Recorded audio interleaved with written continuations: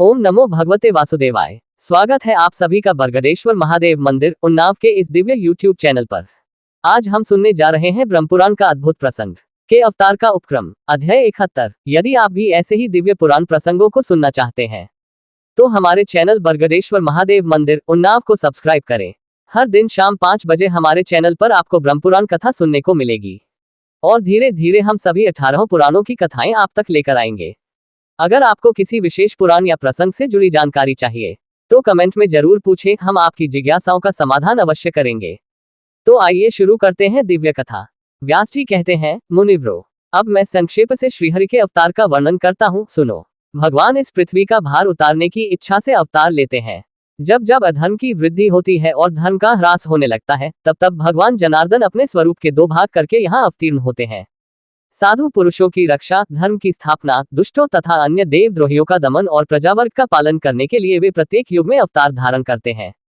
पहले की बात है, ये पृथ्वी अत्यंत भार से पीड़ित हो मेरु पर्वत पर देवताओं के समाज में गई और ब्रह्मा आदि सब देवताओं को प्रणाम करके खेद एवं करुणा मिश्रित वाणी में अपना सब हाल सुनाने लगी। सुवर्ण के गुरु अग्नि, गौओं के गुरु सूर्य तथा मेरे गुरु संपूर्ण लोकों के वंदनीय भगवान नारायण है। इस समय ये कालनेमी आदि दैत्य मर्त्यलोक में जन्म लेकर दिन रात प्रजा को कष्ट देते रहते हैं। सर्वशक्तिमान भगवान विष्णु ने जिस कालनेमी नामक महान असुर का वध किया था, वही अब उग्रसेन कुमार कंस के रूप में उत्पन्न हुआ है। अरिष्ट, धेनुक, केशी, प्रलंब, नरक, सुंदासुर, अत्यंत भयंकर बलिकुमार बानासुर तथा और भी जो महापराक्रमी दुरात्मा दैत्य राजाओं के घर में उत्पन्न हुए हैं, उनकी मैं गणना नहीं कर सकती। दिव्य मूर्तिधारी देवताओं, इस समय मेरे ऊपर महाबली और गर्वीले दैत्यों की अनेक अक्षौहिणी सेनाएं हैं। सुरेश्वरों, मैं आप लोगों को बताए देती हूँ कि उन दैत्यों के भारी भार से पीड़ित होने के कारण अब मुझ में अपने को धारण करने की भी शक्ति नहीं रह गई है। अतः आप लोग मेरा भार उतारिए। पृथ्वी का यह वचन सुनकर संपूर्ण देवताओं ने उसका भार उतारने के लिए ब्रह्मा जी को प्रेरित किया। तब ब्रह्मा जी बोले, देवताओं, पृथ्वी जो कुछ कहती है वह सब ठीक है। वास्तव में मैं, महादेव जी और तुम लोग सब भगवान नारायण के ही स्वरूप हैं, कि जो विभूतियां हैं उन्हीं की परस्पर न्यूनता और अधिकता बाध्य बाध्य रूप से रहा करती है। इसलिए आओ हम लोग क्षीरसागर के उत्तम तट पर चलें और वहां श्रीहरि की आराधना करके ये सब वृतांत उनसे निवेदन करें। वे सबके आत्मा हैं, संपूर्ण जगत उनका ही रूप है। वे सदा ही जगत का कल्याण करने के लिए अपने अंश से अवतार ले धर्म की स्थापना करते हैं। यो कहकर ब्रह्मा जी संपूर्ण देवताओं के साथ क्षीरसागर के तट पर गए और एकाग्रचित होकर भगवान गरुड़ध्वज की स्तुति करने लगे।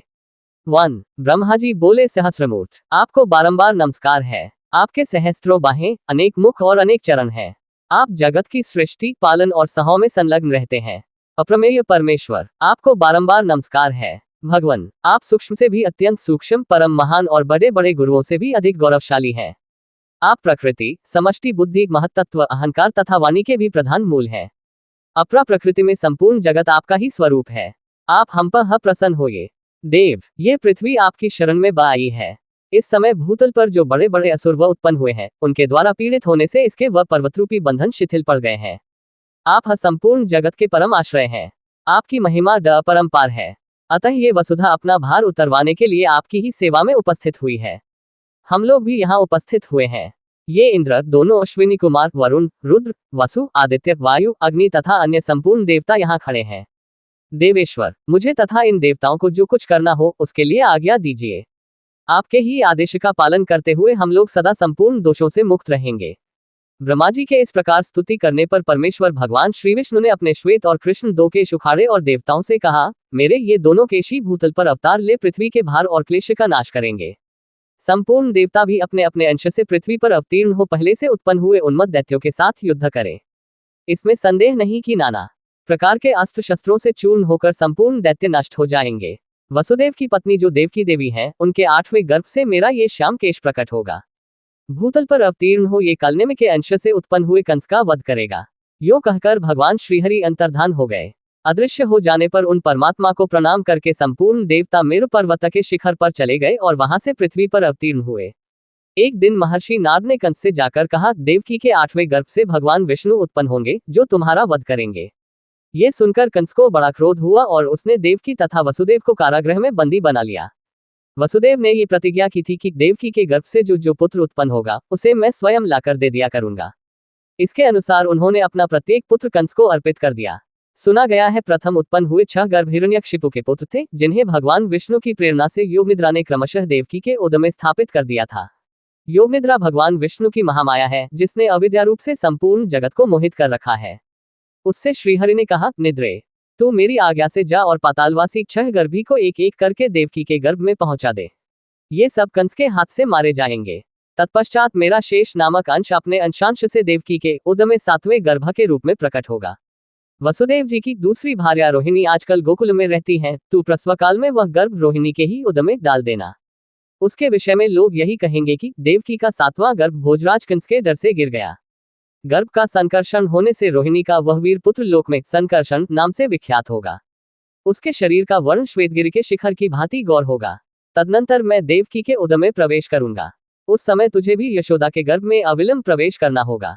वर्षा ऋतु में श्रावण मास के तारांकन कृष्ण पक्ष की अष्टमी तिथि को आधी रात के समय मेरा प्रादुर्भाव होगा और तू नवमी तिथि में यशोदा के गर्भ से जन्म लेगी।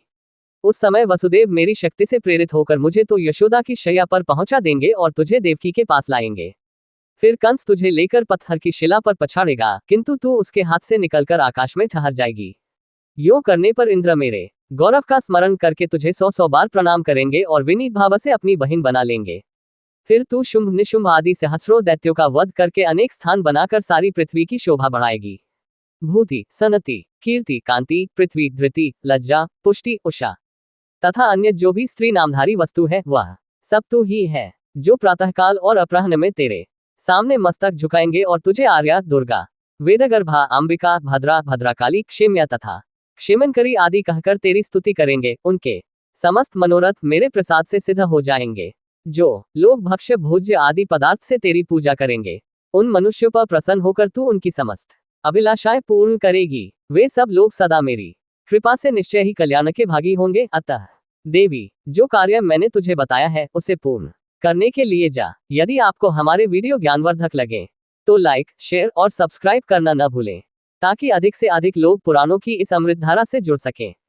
अगर ये जानकारी पसंद आए हो तो हमारे चैनल बरगदेश्वर महादेव मंदिर उन्नाव को लाइक, शेयर और सब्सक्राइब करना न भूलें। फिर मिलेंगे नई जानकारी के साथ।